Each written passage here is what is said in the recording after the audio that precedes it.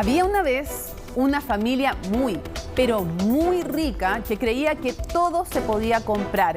Y sí, bueno, casi.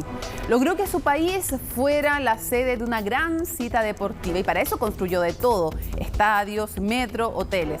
Claro, a costa de miles de vidas de trabajadores migrantes, pero eso no salía en el cuento oficial. Desde que comenzaron a explotar petróleo en los 70 y luego gas a fines de los 90, pasó a ser uno de los lugares más abundantes del planeta. En ese lejano reino, lo que abundaba en riqueza escaseaba en respeto a libertades. Porque dos hombres adultos mostrando su amor era delito, sexo fuera del matrimonio era cárcel y beber alcohol salvo en privado también. En tierras lejanas, un oasis de abundancia material, un desierto de libertades. ¿Puro cuento? No. Es Qatar 2022. El Mundial es un buen momento para aprender que los derechos humanos sí deberían condicionar las decisiones de los organismos internacionales, para aceptar que fue una pésima decisión adjudicar la sede a Qatar y condenar a la vez tantos silencios cómplices como, por ejemplo, el transversal, ideológica y geográficamente con la dictadura china. Venezuela o El Salvador, Chile de Pinochet o Cuba desde Castro a hoy. Las dictaduras deben condenarse siempre.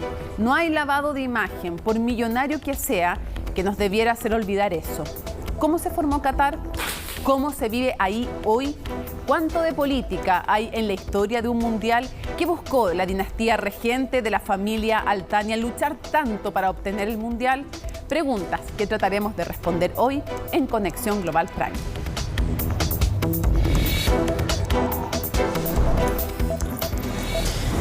Bueno, y para revisar parte de la historia de esta cita deportiva, vamos de inmediato con la nota de Laura Soto.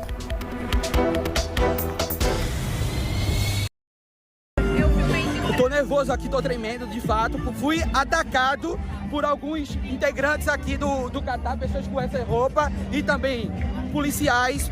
El hombre que ven en pantalla y la bandera que sostiene en su mano fueron protagonistas de una de las últimas polémicas que ha traído el Mundial de Fútbol en Qatar a menos de una semana de su inicio. Víctor Pereira es un periodista brasileño que acusa haber sido increpado por la policía del país por llevar una bandera con un arcoíris, similar a la de la comunidad LGBT, aunque en realidad es del estado de Pernambuco, su región de origen.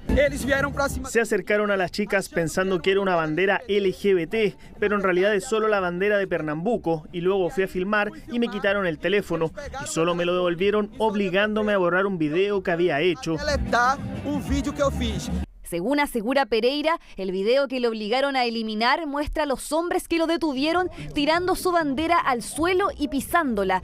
Independiente de que haya sido una confusión, el gobierno catarí había prometido hace un año atrás tolerancia. Es una controversia más a las tantas que han manchado este evento, incluso desde el momento en que el pequeño Emirato del Golfo Pérsico fue elegido como sede hace más de una década atrás. The winner to organize the 2022 FIFA World Cup is Qatar. Era diciembre de 2010 cuando el presidente de la FIFA de ese entonces, Joseph Blatter, anunciaba quién sería el anfitrión de la cita planetaria para 2022. Qatar superó sorpresivamente a su principal rival, Estados Unidos, que contaba con la mejor evaluación técnica para albergar el evento.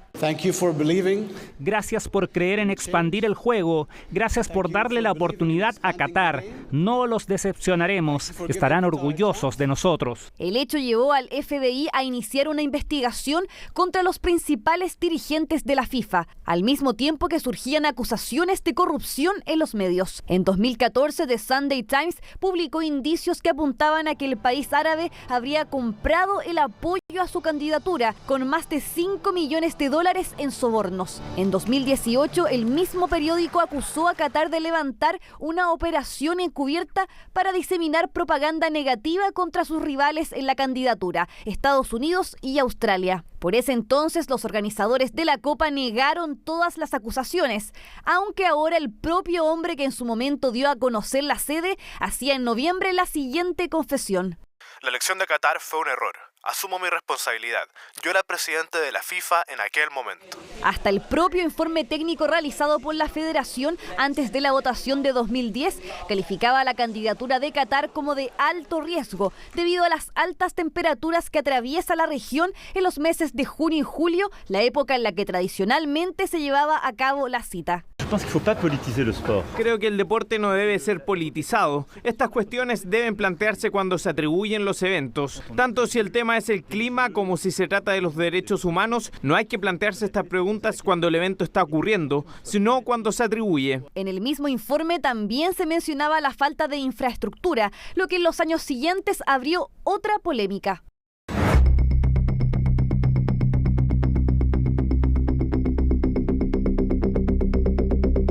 Son estos los modernos y lujosos estadios que albergan la Copa del Mundo. En total, 8 construidos a partir de 2010, cuando se le concedió la sede a Qatar.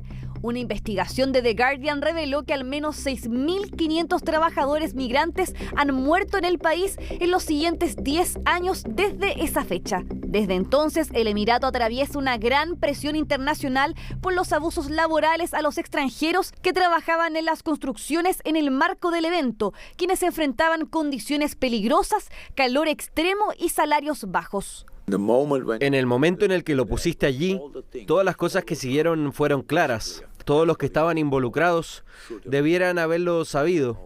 Luego se hablaría de derechos humanos en el sentido de que la gente tiene que trabajar allí, en circunstancias que no son, por decirlo amablemente, son difíciles. Las violaciones a los derechos humanos han sido el foco más reciente de la controversia, en especial en contra de los homosexuales y mujeres. Según Amnistía Internacional, Qatar es uno de los 70 países en el mundo donde se criminalizan las relaciones sexuales entre personas del mismo género, con penas de hasta 7 años de cárcel. Asimismo, el gobierno censura frecuentemente contenidos relativos a identidad de género y orientación sexual. Varias selecciones europeas tenían pensado usar los llamados brazaletes One Love como una forma de protestar contra la discriminación. Sin embargo, 7 federaciones, incluidas Inglaterra, Alemania y Bélgica, dieron marcha atrás ante las amenazas de la FIFA de sancionar a los capitanes que las luzcan.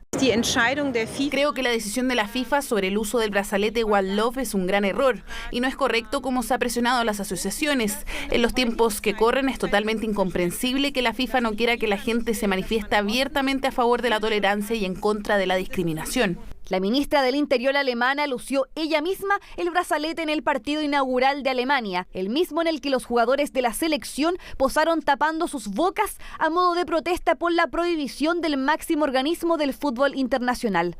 Algunos periodistas también han desafiado las normas del país. John Pag, un periodista del canal danés TV2, se negó a quitarse su brazalete frente a un funcionario catarí que se lo pedía. Y días antes, otro reportero danés fue amenazado por personal de seguridad del país con destruir su cámara solo por transmitir en vivo. El todos serán bienvenidos quedó en palabras vacías. En tanto, la FIFA ha sido cuestionada por ceder a las autoridades cataríes, especialmente luego de dar marcha atrás y prohibir la venta de alcohol en los estadios 2 días antes del inicio del Mundial. Lo que es triste es que especialmente en las últimas semanas hemos visto en algunos lugares una verdadera lección de moral, una doble moral, diría yo. Esta entrega de lecciones morales de un solo lado es solo hipocresía. Es la historia de un mega evento que los expertos advierten sería hasta ahora el mundial más caro de la historia, con más de $200.000 millones invertidos, y también el más polémico. Siempre es bueno entonces también ubicarnos en el mapa, lo vamos a mostrar de inmediato para que ubiquemos a Qatar, que su nombre además oficial, ahí lo ven, es Estado de Qatar. Lo vemos, está en una pequeña península que es la península de Qatar. Los dejo a pantalla completa con este mapa para que puedan revisarlo. Es un pequeño estado, el más pequeño que ha realizado un mundial, además ubicado en el oeste de Asia y que ocupa la pequeña península, como les decía, de Qatar, que está en el este de la península arábiga arábiga, tiene una única frontera terrestre. ¿Con quién? Con Arabia Saudita, un país aún más conservador en hartos aspectos que Qatar. Y además es importante decirlo que el resto del territorio está bañado por las aguas del Golfo Pérsico. Y un estrecho de agua separa esta península de Bahrein. Mira, aquí les voy a mostrar, podemos volver para poderles indicar. La península de Qatar está Qatar, entonces hay un estrecho y está Bahrein. Porque es importante porque en algún momento de la historia parte de una familia, en el fondo, se queda acá, una de las familias que están rigiendo, la que rige Bahrein, y otra de las familias, que es la que está, la dinastía que está hasta el día de hoy rigiendo en Qatar, se queda acá. Se dividen entonces las historias. Fue también protectorado británico, parte de lo que vamos a revisar más tarde cuando nos enfoquemos con Ricardo Marzuca en la historia de este país y en las características que tiene desde el punto de vista de su religión, de sus etnias, en fin, de su sistema de dinastía. Una dictadura, me hago cargo yo de esa apreciación. Pero ahí está entonces, han visto cuál es la ubicación de Qatar y nos vamos a ir ahora a viajar, pero a viajar hasta Estados Unidos para conversar con Andreas Feldman sobre este país que además tiene 2,7 millones de habitantes. Algunos dicen que el 70%, otros dicen que el 80%, Andrea, son hombres quienes viven en Qatar y el 99% está urbanizado. Solo un 15% de los residentes del país son además cataríes. ¿Cómo estás, Andreas? Muchísimas gracias por acompañarnos. Hola, buenas tardes. Contar siempre además que Andreas es profesor asociado del Departamento de Ciencia Política de la Universidad de Illinois en Chicago. Desde allá nos acompaña. Primero quisiera preguntarte, ¿cuánto de política hay en la elección de Qatar como sede del Mundial? Todo, de política y de financiamiento de economía. Básicamente la decisión de elegir a Qatar es una decisión más bien financiera, diría yo, pero que tiene evidentemente enormes ramificaciones políticas, desde el punto de vista que para el Estado catarí, su elección para realizar este evento importantísimo, en el fondo lo eleva en el estatus internacional, que es un poco lo que se busca, ¿no? Elevar básicamente la posición y la influencia de Qatar en esta, digamos, tribuna internacional, en esta, digamos, vitrina internacional, diría. Pero te diría que en general la elección tiene más que ver con determinaciones de carácter financiero. La idea era tratar de inyectar una cantidad importante de dinero a las arcas de la FIFA y a las arcas de muchas federaciones que están en este instante con muchos problemas desde el punto de vista financiero. Entonces, hay una imbricación evidente entre lo financiero y lo político. Ahora, le ganó a Estados Unidos, a Australia, a Corea del Sur y a Japón, y de los 22 miembros que votaron, hay 16 que o han estado o están en procesos judiciales por acusaciones de corrupción, justamente por la forma y las motivaciones que tuvieron para votar en esa elección. Ahora, más allá de aquello, quisiera preguntarte cuáles son, no en el fútbol, sino que geopolíticamente y en general en el contexto internacional, cuáles son los países cercanos, no geográficamente, sino que de afinidad y de influencia a Qatar. ¿Cuáles son los socios estratégicos de Qatar? ¿Y los enemigos? Bueno, socios estratégicos... Es una región del mundo muy entreverada.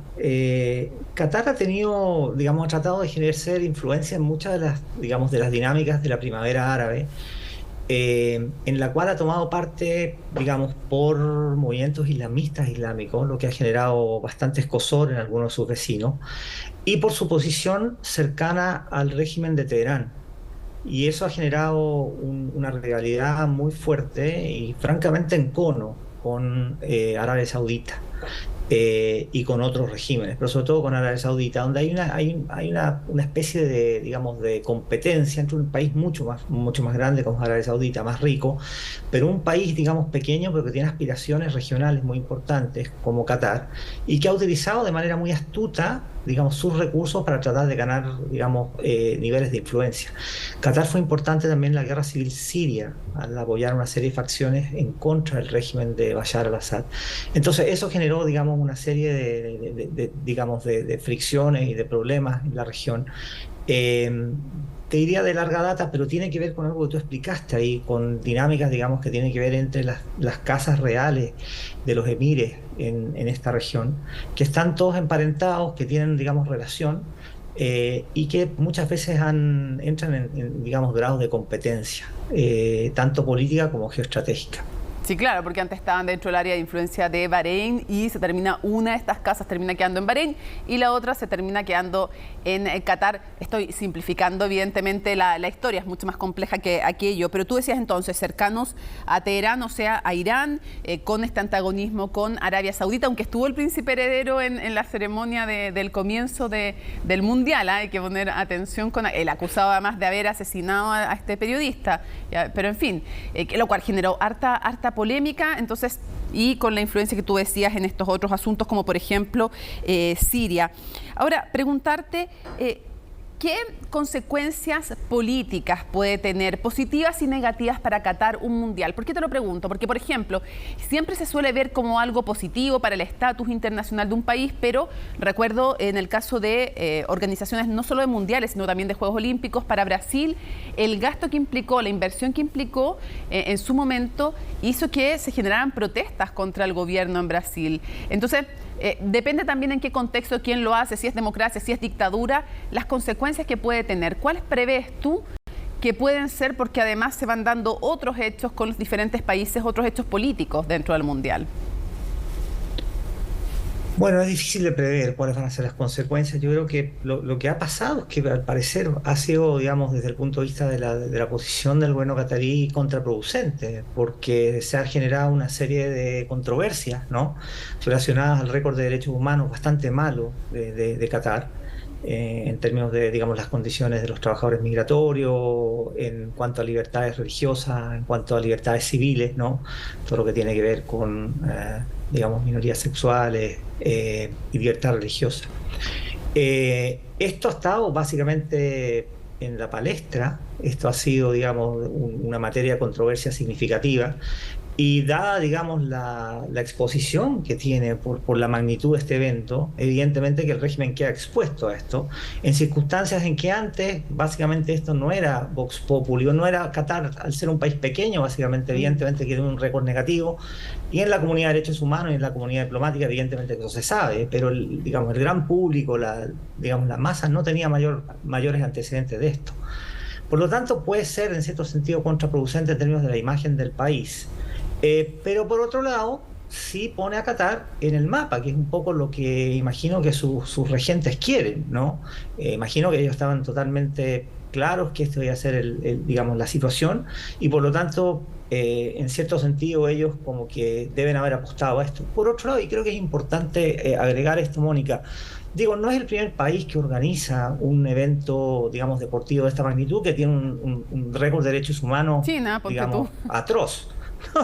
o el caso, las últimas dos Copas Mundiales, una fue en Brasil, sí, y otra fue en Rusia. Digamos, no voy a comparar el régimen de derechos humanos de Brasil con el de Qatar, pero tampoco es que uno diga, vaya, qué gran régimen, digamos, qué gran condición en materia de derechos humanos tiene Brasil, una serie de problemas, ¿no? Pero en Rusia podríamos ser incluso más críticos, en Rusia podríamos ser más críticos, en China con los Juegos Olímpicos también. Evidentemente, por lo tanto creo que todos tienen en cierto sentido problemas a ese nivel, y claro, los cataríes acusan que hay una cierta hipocresía por parte de Occidente, en el fondo ahora en el caso de Qatar, digamos, elevar esas críticas cuando en realidad en otras competencias no habían sido del mismo tenor. Es una crítica, digamos, bueno, yo no sé si es al lugar, yo creo que en general digamos, la crítica en materia de derechos humanos es válida.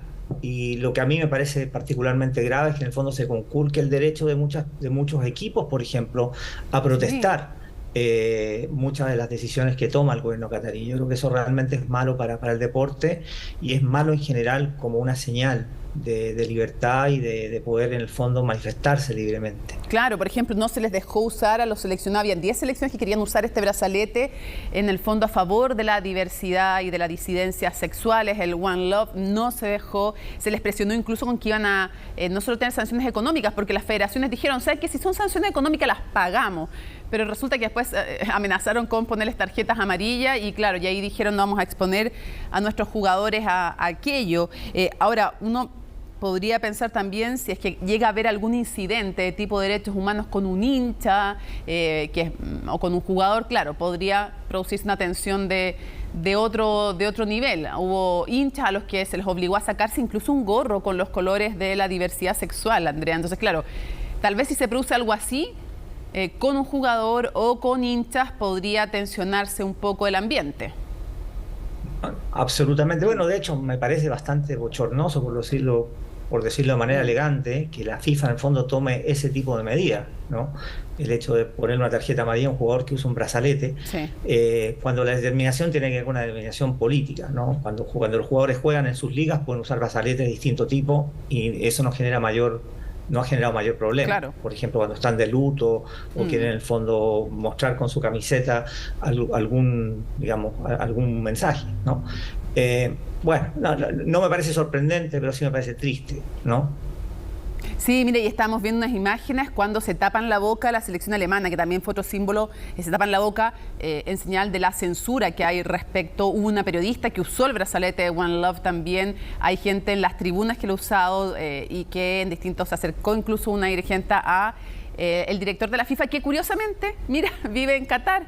Él dijo que era para organizar mejor el torneo y resulta que vive en Qatar y se puso a vivir en Qatar después de que le sacaron además una sanción a uno de los miembros de estos países, de uno de los miembros de la dinastía, esta dinastía Al Thani, que quiero cerrar con eso, que nos cuentes un poquito de esta familia, los Al Thani, que el actual regente le quitó a su papá además el trono, en una forma que parece que es bastante común en esta familia y en otras ha sido común aquello, y que además fue capaz de soportar incluso el bloqueo que se le impuso con Arabia Saudí, Emiratos Árabes Unidos, Bahrein y Egipto. O sea, ha tenido, y que me gustaría que para ir cerrando nos repasaras un poco de esa dinastía que rige en esta dictadura, en esta monarquía, y los últimos como incidentes que ha tenido que afrontar y a los cuales ha logrado sobrevivir.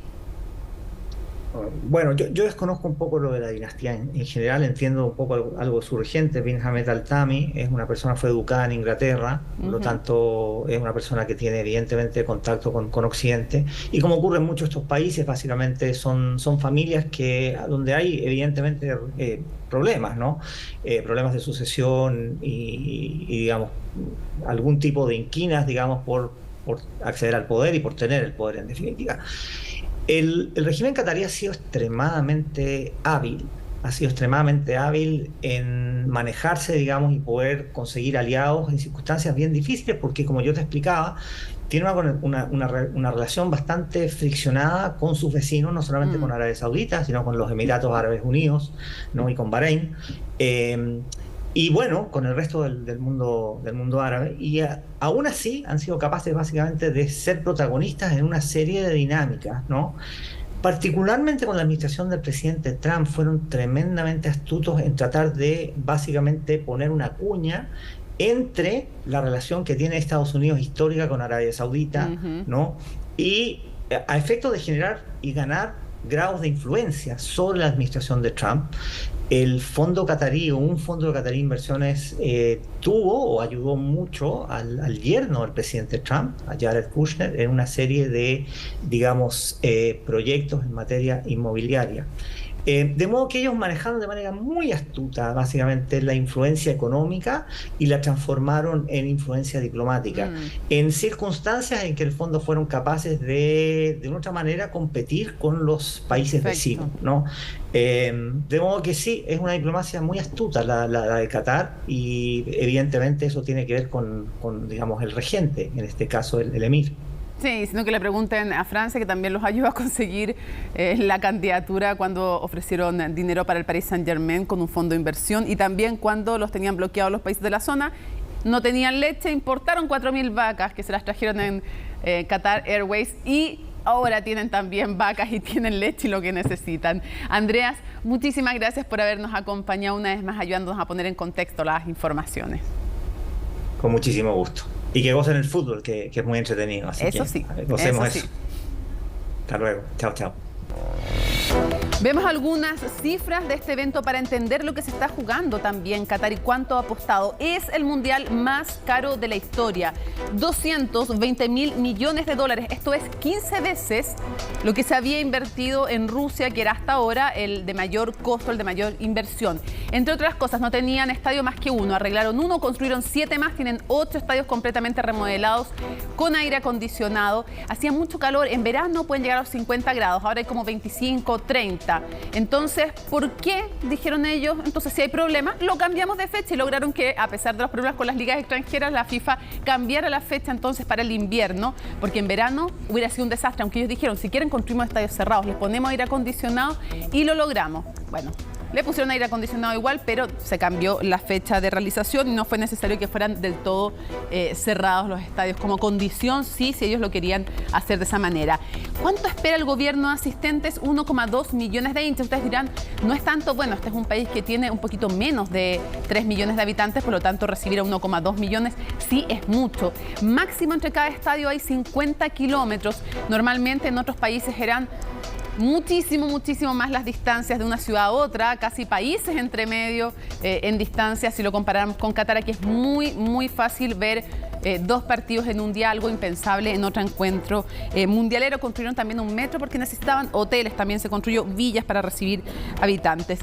Lo siguiente, ¿cuánto esperan como ganancias? Se esperan como ganancias, pero no es lo más importante desde el punto de vista económico. De igual manera, se esperan 7.500 millones de dólares como ganancias para la FIFA. Esto es importante para la FIFA, llena sus arcas, parte de las motivaciones para darle la Copa Mundial, porque hay otra serie de derechos más, acusaciones además de corrupción.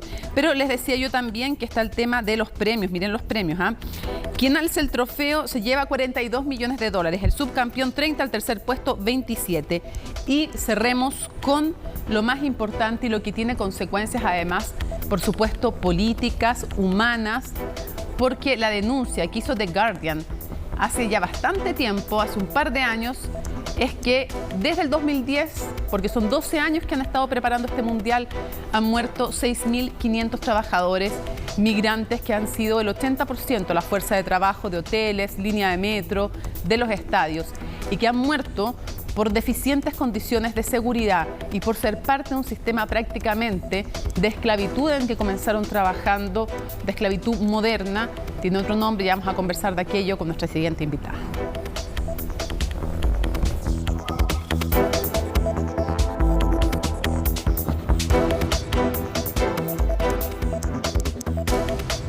Y como les decía, estamos listas para conversar con Pilar Modiano. Ella es investigadora y licenciada en Historia de la Pontificia Universidad Católica, magístra en Periodismo de la Universidad Autónoma de Barcelona, autora, entre otros, de la historia del deporte en Chile, 1850-1950. Muchas gracias por estar con nosotros. Gracias a ti. Ya lo hemos conversado en otras ocasiones. Deporte y política tienen mucho que ver a lo largo de la historia y quisiera que nos centráramos en los mundiales. Si tú tuvieras que decir ¿cuáles son los mundiales más políticos, con mayores hitos políticos? ¿Cuáles serían y por qué? Yo partiría por los primeros. Ya. Italia, 1934, después el de Francia, 1938. Fueron los mundiales de la propaganda fascista. Y en la época del apogeo del gobierno de Mussolini, es la presentación del nuevo hombre, el hombre perfeccionado, trabajador, de características, muy masculinas, muy nacionalistas. Entonces es un elemento muy atractivo este tipo de eventos y de torneos para la presentación tanto como física como moral de una ideología que va a entrar muy pronto en la Segunda Guerra Mundial, lo que va a ser ese conflicto.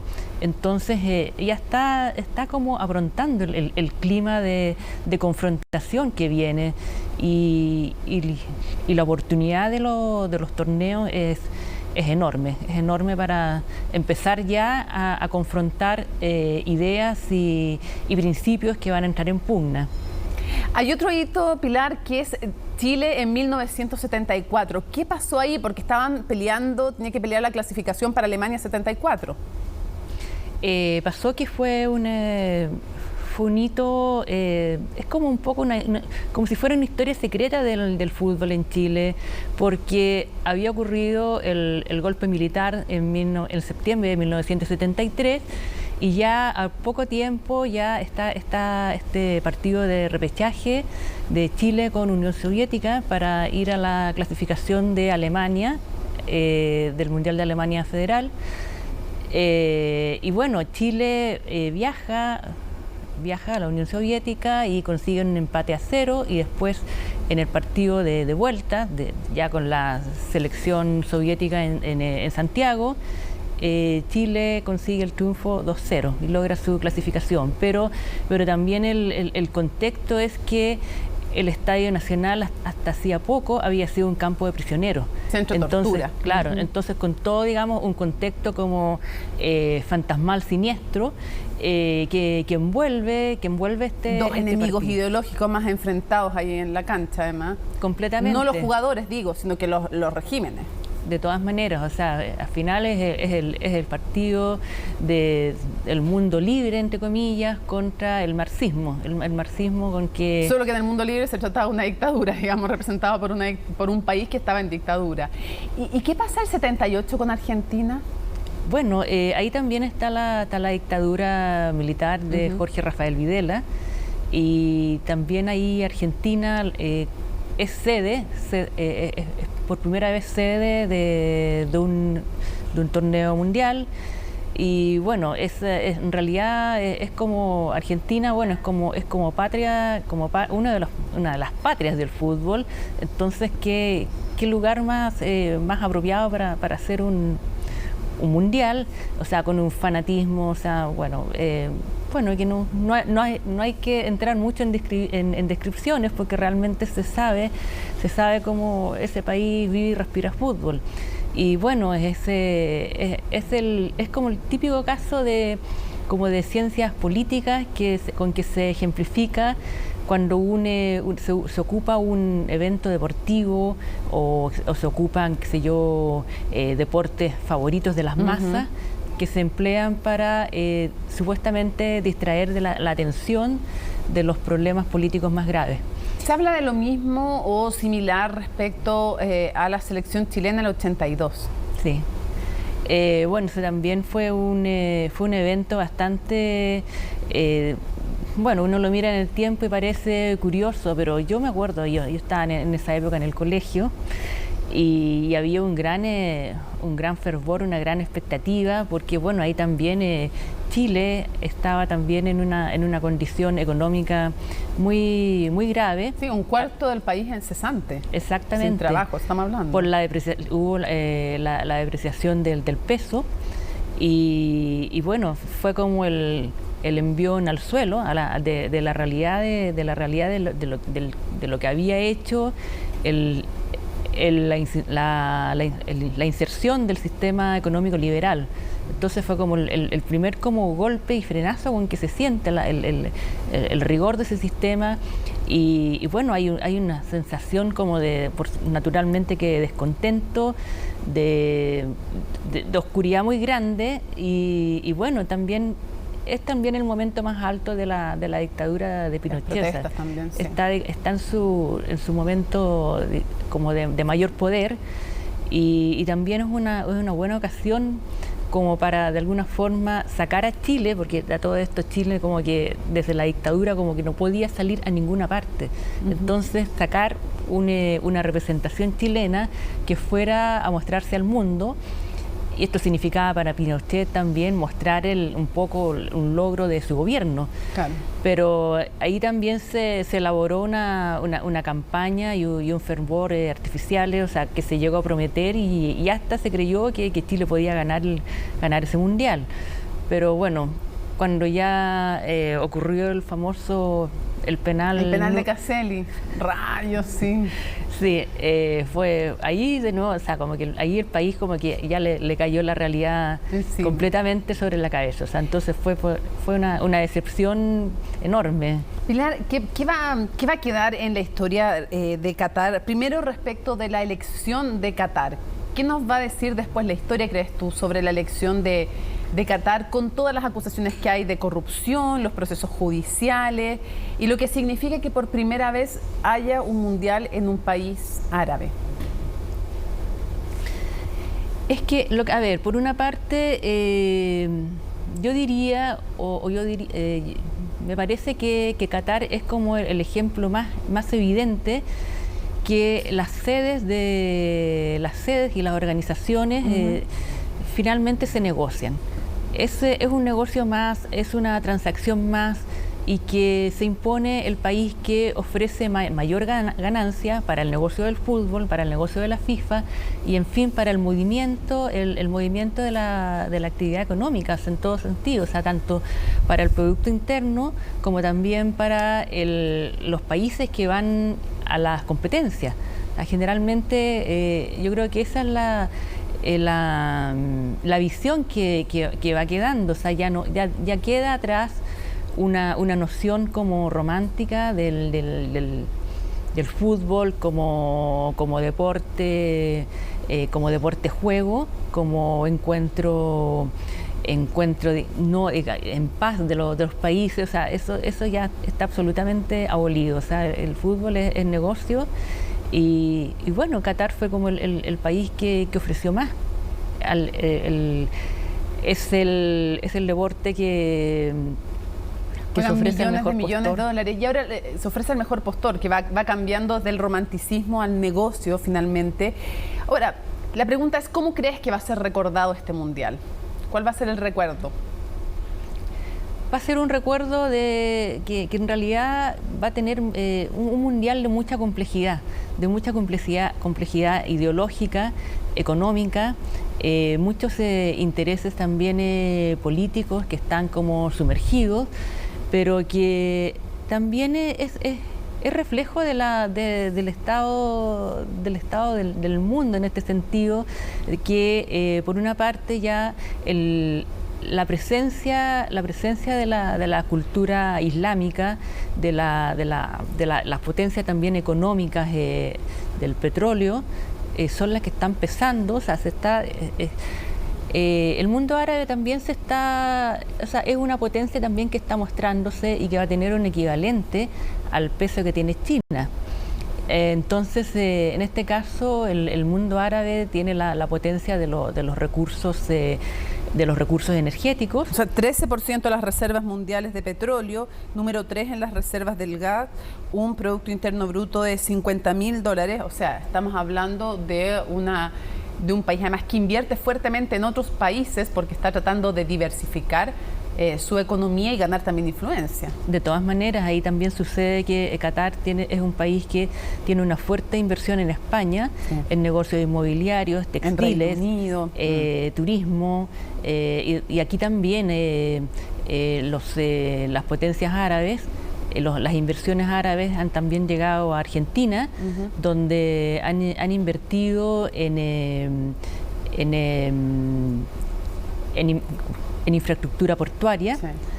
Entonces también el antiguo recurso económico de la navegación, que siempre han detentado las culturas de Oriente, se sigue replicando en este caso con las potencias del mundo árabe. Inversiones estratégicas también para ganar influencia. Quiero cerrar con algo muy, muy breve.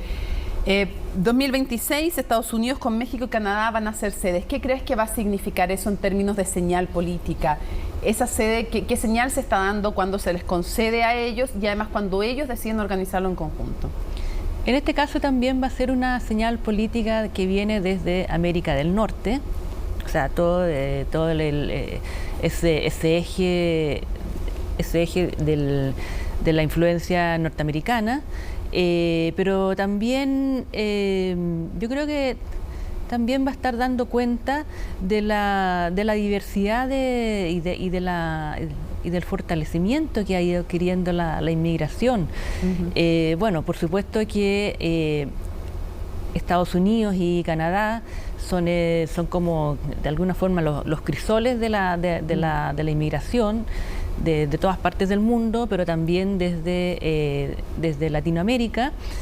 Y en este caso yo creo que Estados Unidos igual es un país poco futbolizado, lo mismo que Canadá, pero ahí también, claro, va a quedar la señal, digamos, de la presencia más latina, esa parte del mundo que está viniendo con fuerza desde el sur. Bueno, pero también no sabemos también qué nos va a esperar, o sea, porque el juego político sigue en marcha, los cruces económicos también, entonces aún falta mucho por ver qué nos va a deparar. Sí, seguro vamos a escuchar temas de inmigración, el muro con México, temas de narcotráfico, de armas y todo, que se van a volver a discutir y poner en la mesa también en esos momentos. Pilar, muchísimas gracias por habernos acompañado en Conexión Global Prime. Muchas gracias a ti, Mónica. Hacemos una pausa y regresamos con mucho más. ¿Cómo surgió Qatar? ¿Cómo llegó a ser tan rico como país? Al regreso lo conversamos aquí, en Conexión Global Prime.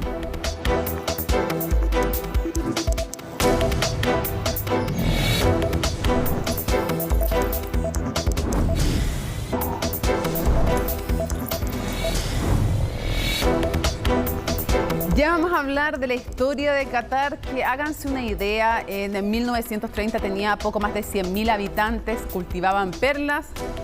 Dos palabras claves para las cifras que vamos a ver hoy: petróleo y gas. Veamos las cifras de hoy día de Qatar y comparémoslo con uno de sus rivales también.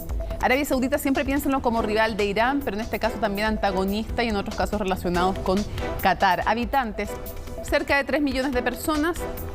Chile tiene 20 y Arabia Saudita tiene 10 veces más de 10 veces la población de Qatar. En superficie es muy pequeño, es más pequeño que a veces que ciertos estados de países federados. Son 11.490 kilómetros cuadrados. Escúcheme, 11.490 kilómetros cuadrados. Piensen que Chile tiene 756.000 kilómetros cuadrados y Arabia Saudita tiene 3 veces lo que tiene Chile. O sea, miren la diferencia de tamaño. Ingreso per cápita, aquí está altísimo. Algunos hablan de 59.000, 58.000, las cifras del Banco Mundial nos dicen 61.000 y si llegamos a ser corregido por poder de compra, podríamos llegar a $90.000. O sea, es uno de los países con más alto PIB per cápita, obviamente que le favorece la riqueza que tienen y la población tan pequeñita que es, ¿no? 23.000 en el caso de Arabia Saudita, 16.000 en el caso de Chile. Crecimiento 3,4%, 7,6% y 2% en el caso de los otros países. El desempleo llega al 0,3%, tienen que importar mucha mano de obra y ahí han habido muchas polémicas respecto a las condiciones laborales, casi de esclavitud en el que estaban muchos de ellos. 7,4% el desempleo en Arabia Saudita, 8% para Chile. Inflación 4,5% el último dato del Banco Mundial, 2,7% en Arabia Saudita, 11,6% en nuestro país. No hay datos oficiales de pobreza, ni en Qatar ni en Arabia Saudita, 10,5% en el caso de nuestro país, pero como ya les dije, el Banco Mundial no tenía esas cifras como les mencionaba. Vamos a ir ahora a poner en contexto, a hacer algo de historia con Ricardo Marzuca, que siempre nos acompaña en estos casos, que es experto en estos temas, además académico del Centro de Estudios Árabes de la Universidad de Chile. Muchísimas gracias por acompañarnos. Gracias, Mónica. Un gusto Ricardo, estar acá. Hagamos un poquito de historia, contémosle a la gente cómo se forma Qatar como país. Bien, resumiendo, obviamente, porque tenemos que si no irnos. Ya. Sí, bueno, hay un contexto ahí de la zona donde está Qatar, ¿no es cierto? Que hay varios pequeños unidades políticas desde el siglo XVII y XVIII, una zona que está junto al Golfo Pérsico, ¿no es cierto?, en la península arábiga, y por lo tanto siempre fue una zona muy disputada, sobre todo en los siglos XVI, XVII, XVIII, entre portugueses, Imperio Turco Otomano. En el siglo XIX viene el colonialismo británico y la expansión británica, que le interesaba. Un protectorado, digamos. Claro. Y que les interesaba, y a los británicos les interesaba controlar toda esa zona, ¿no es cierto?, pasando por Yemen, Omán, donde están actualmente los Emiratos Árabes Unidos, Bahrein y obviamente Qatar. Geopolíticamente clave. Es una zona tremendamente clave, más está en la ruta en el paso hacia el Índico, que significaba el imperio británico hacia la India, y por lo tanto, después de disputas familiares entre, ¿no es cierto?, la familia Jalifa que controlaba Kuwait, se pasó a Bahrein, pero en algún momento quiso controlar Qatar. Bueno, ahí se posiciona una familia, que es la familia que conocemos que gobierna hoy en día. Y esta otra familia se queda en Bahrein, en la islita, y en cambio la que gobierna Al Thani hasta ahora. Al Thani está actualmente, claro. Desde mediados del siglo XIX logran sobreponerse a las competencias con los otros grupos o tribus prácticamente que habían ahí, con el apoyo británico. Firman con los británicos una suerte de acuerdo en 1868. ¿no? Y después se convierten en... después hay un periodo en la segunda mitad del XIX, justamente hasta principios del XX, en que hay una disputa por Qatar entre el Imperio Turco otomano, que aún no se desmoronaba completamente, y Gran Bretaña, ¿no? Y después, en 1916, ya en plena Primera Guerra Mundial, pasan a ser un protectorado británico, y eso va a durar, ¿no es cierto? Se va a extender hasta 1971, cuando Qatar logra su independencia. Ahora, todas esas petromonarquías, que llamamos así de alguna manera, ¿no? Porque se enriquecieron con el tema del petróleo, prácticamente todos, ¿no? Obtuvieron sus independencias en esa fecha, 1970, 1971. Es como un son dominó, bastante jóvenes, entre comillas, en el sentido de tener su independencia. Ahora, el 30 habían cerca de 100.000 habitantes, la economía era completamente distinta, Ricardo. Sí. Hubo una época además en que eran muy poquitas personas, además en condiciones muy precarias, cultivaban perlas. Después vino Japón ahí, entre medio. ¿Qué pasó con lo de Japón? Porque a todo esto descubren el petróleo el 40, por ahí el 39-40, pero recién hasta que se independizan lo empiezan a producir y después a exportar más adelante. ¿Pero qué pasaba en la época en que eran productores y recolectores de perlas? Bueno, por un tiempo hubo cierta prosperidad económica, no la que tienen obviamente hoy con el tema del petróleo y las cifras que tú estabas mostrando, digamos, ¿no? Pero tienen, lograron cierta prosperidad a través de la explotación de las perlas y la exportación de las perlas en un sistema además interconectado hacia las zonas de Asia Central y hacia el Mediterráneo por la ubicación estratégica que hay ahí, ¿no? Y el petróleo recién se comenzó a descubrir, bueno, en Arabia Saudita se descubrió en los 30, se empezó a explotar en 1936, en general en toda esa zona es la década del 30, 40, Irak es un poco antes, ¿no? Qatar se demoró más en explotarlo. Y Qatar se demoró más en explotarlo, pero la compañía que lo va a comenzar a explotar fue la misma compañía que es la Iraq Petroleum Company, que era la que explotaba el petróleo iraquí desde principios de la década del 20, cuando Irak quedó bajo mandato británico. Y efectivamente, ¿no? Como tú mencionabas, en la década de los 70 efectivamente viene el boom, ¿no es cierto?, del petróleo, fundamentalmente en la crisis de 1973, cuando hubo una guerra árabe-israelí, se utiliza el petróleo como arma, ¿no es cierto?, de presión, y es cuando, digamos, se produce esta crisis económica a nivel mundial, ¿no? El 73, que tuvo consecuencias importantes, pero a partir de la exponencial, ¿no es cierto?, alza del precio del petróleo, evidentemente las que llamamos hoy en día petromonarquías comienzan indudablemente a tener un poder económico inmenso y encabezados por Arabia Saudita. Ahora, viene después otro segundo boom, porque el 71 se independizan, empiezan además la producción más importante de petróleo, pero resulta que en esa época descubren en el fondo yacimientos de gas en un lugar, en esta gran reserva natural que se llama Northfield, y que después lo transforma en la tercera reserva mundial, la tercera reserva mundial de gas, en gas licuado, gas natural, y realmente esa es la principal hoy día, no el petróleo, la principal fuente de riqueza de Qatar. Efectivamente, el gas natural se convirtió en el pilar fundamental del desarrollo económico y el enriquecimiento, ¿no es cierto?, de Qatar, que ha comenzado, yo diría que desde la década, los 70 fueron el periodo del petróleo, tienen igualmente el 13% de las reservas de petróleo mundiales, no deja de ser. ¿Quién se lo quisiera? Claro. Pero el gas natural, desde los 90 en adelante, empieza la explotación muy fuerte del gas natural y la exportación, ¿no es cierto? Tú das las cifras, que son los terceros exportadores de gas natural a nivel mundial. Y claro, es interesante hacer la reflexión que eso coincide en la década de los 90 con la expansión catarí, digamos, en el contexto internacional. ¿Cierto? La colaboración que va a hacer Qatar estratégicamente y geopolíticamente donde está ubicada, por la colaboración a la invasión norteamericana a Irak en 1991, Afganistán en el 2001, la invasión a Irak el 2003, ¿no es cierto? O sea, se va a convertir indudablemente en un aliado importante de Estados Unidos, que va a tener ahí sus bases aéreas para poder hacer, ¿no es cierto?, todos los ataques que se hicieron en la zona que hemos teniendo descrito. Frontera terrestre solo con Arabia Saudita, siendo Arabia Saudita aliado de Estados Unidos, de alguna manera también se se crea una contención ahí y una manera de protegerse también de Arabia Saudita y poner una cuña de alguna manera con esta ayuda a Estados Unidos, o sea, obviamente. Sí, claro. Lo que pasa es que, bueno, las petromonarquías encabezadas por Arabia Saudita, incluyendo Bahrein, Emiratos Árabes, Omán y Kuwait, ¿no es cierto?, que son las que se agruparon en 1981 en el llamado Consejo del Golfo, Consejo del Golfo Pérsico, que de alguna manera tienen intereses comunes. Pero indudablemente Qatar ha tenido esta iniciativa permanente de querer indudablemente proyectarse más allá de lo que la hegemonía saudí de alguna u otra manera está dispuesta a permitir, ¿no? Claro, tener su voz propia. Cuenta un poquito. Y tiene su voz propia. Entonces, claro, se ha convertido además en un líder, entre comillas, desde el punto de vista de las comunicaciones, porque hay que mencionar que en 1995 fundan Al Jazeera, y Al Jazeera inteligentemente la han enfocado, digamos, en distintos segmentos. Entonces tienen Al Jazeera enfocada al mundo árabe, donde de alguna otra manera se han convertido en un punto en un referente y en el manejo hegemónico de las comunicaciones en el espacio árabe. Jugaron un rol relevante en el periodo de la primavera árabe. Al Jazeera fue importante en la difusión de los levantamientos y los estallidos, ¿no es cierto?, de la primavera árabe. Y después, claro, crearon además un Al Jazeera que está enfocado al mundo occidental, que es el Jazeera en inglés, y está el Al Jazeera AJ Plus, ¿no es cierto?, que tiene un enfoque más hacia los jóvenes y que tiene también otro perfil.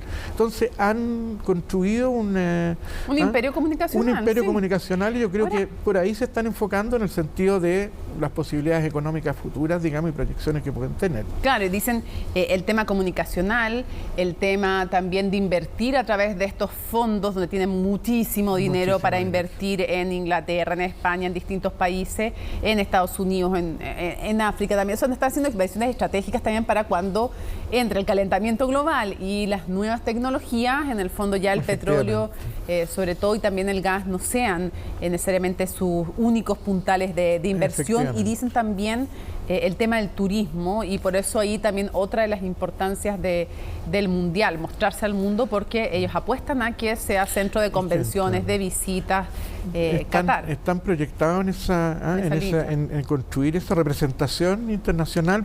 Organizaron los Juegos Asiáticos en el 2006, ahora el Mundial de Fútbol. Para el 2030 están proyectando también, si no me equivoco, los Juegos Asiáticos. Entonces, y a través de los medios de comunicación y el rol que cumple Al Jazeera, han jugado y están jugando un rol relevante en la región, digamos.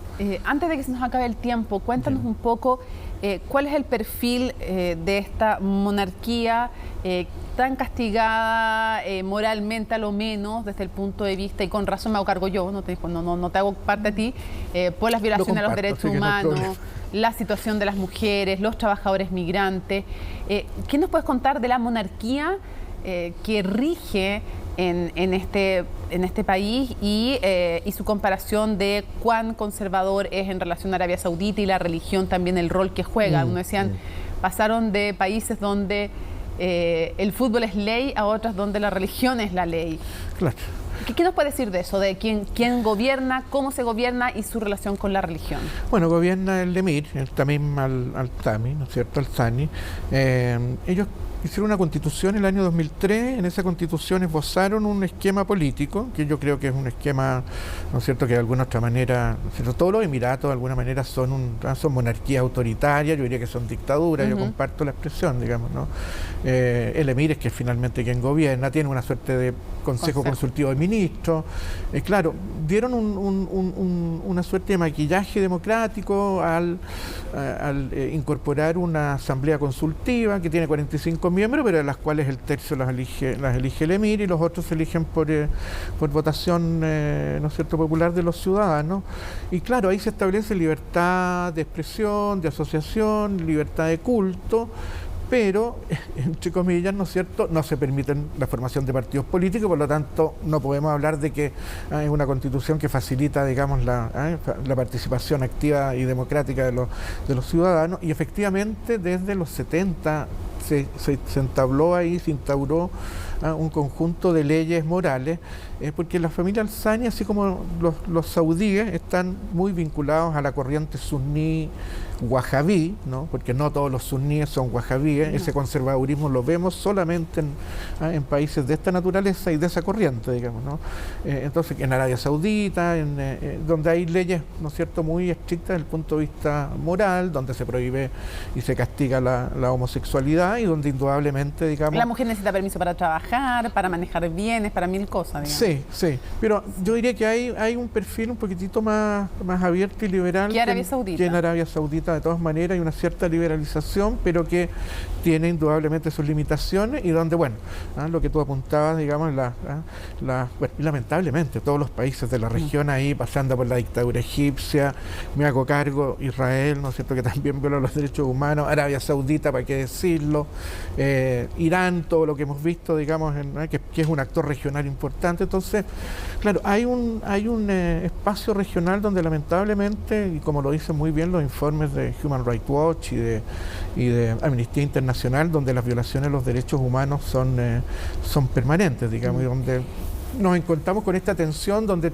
la comunidad internacional participa, pero finalmente yo encuentro espeluznante, digamos, esto, ¿no es cierto?, y condenable, y obviamente llama a la reflexión a la comunidad internacional, donde 6.000 o casi 7.000 obreros, ¿no es cierto?, murieron producto, digamos, fueron, entre comillas, casi asesinados, digamos, en el sentido de que no existen leyes laborales básicas ni mínimas, y donde fueron explotados al punto, ¿no es cierto?, de perder sus vidas. Entonces hay una deuda pendiente, yo creo, ahí en el tema de derechos humanos y la promoción del rol de la mujer en toda la región, que es tremendamente importante visibilizar para que, bueno, finalmente los poderes mandan y los intereses económicos. Kafala se llamaba esta esclavitud de trabajo, este sistema que existe en varios países. Es una suerte de aval. Claro, tienes como un padrino que te en el fondo te maneja como trabajador. Claro, pero como te maneja, el que te permite que te pueda retener el pasaporte, que es finalmente el que te puede autorizar o no que salgas a visitar a tu familia que vive en el exterior. ¿Quién te corta tu salario si te quiere castigar? Claro, lo que pasa es que la kafala o el kafil, que es el que ejerce ese rol, digamos, bueno, finalmente se prohibió por la presión internacional en el año 2016. Sí, le pidió además que terminara con aquello. Quiero cerrar brevemente. Pero siguen habiendo formas de dependencia. Sí, condiciones paupérrimas para el trabajo, o sea, 300 euros en un país al mes como salario, cuando el salario es el PIB per cápita es de 50.000. Solo cerrar brevemente, si tuvieras que resumir en una idea, pues se nos acabó el tiempo, ¿qué consecuencias políticas crees que puede tener este mundial o no? ¿O ninguna muy importante? Consecuencias políticas, yo creo que ninguna muy importante. Yo creo que la participación de las potencias europeas, claro, porque podría haber tenido consecuencia el hecho de que hubiera habido efectivamente una negativa de ciertos países, una suerte de boicot de no participar en el mundial, ¿no? Entonces, claro, finalmente todos se hacen presentes y tenemos, sí, claro, ciertas representaciones simbólicas, ciertos símbolos, ¿no es cierto?, que incluso la FIFA prohibió, porque finalmente la FIFA privilegia el llenar sus arcas, digamos, que el promocionar efectivamente y tener una política clara con los países que organizan los mundiales, en el sentido de que haya coherencia con los derechos humanos y con los principios que supuestamente, entre comillas, ¿no?, las democracias occidentales defienden. Claro, pero veremos algunos símbolos como los alemanes tapándose la boca, o como los iraníes también, en el fondo, protestando por esta muchacha asesinada por la policía de la moral porque se le escapó un pelo del velo y cosas así. Efectivamente. Bueno, esperemos que mejoren las cosas en estas regiones donde los derechos humanos... Bueno, no es la única, ¿no es cierto? No, porque, a lo largo, o sea, que sean un tema universal. Pero que sea un tema universal. Que trasciendan fronteras, religiones e ideología. Ricardo, muchas gracias por acompañarnos. Gracias a ti por la invitación, Mónica. Gracias. Termina Conexión Global Prime. ¿Puede disfrutar de un mundial? Por supuesto que puede disfrutar de un mundial, pero lo importante también es tener conciencia de dónde se realiza y tener conciencia que es en una dictadura y que lamentablemente ha costado la vida de miles de trabajadores el construir esos lugares donde se está jugando. Importante recordar, importante aprender de la historia y que los derechos humanos sí sean principios rectores también para estas decisiones, para los organismos internacionales. Nos vemos en un próximo Conexión Global Prime.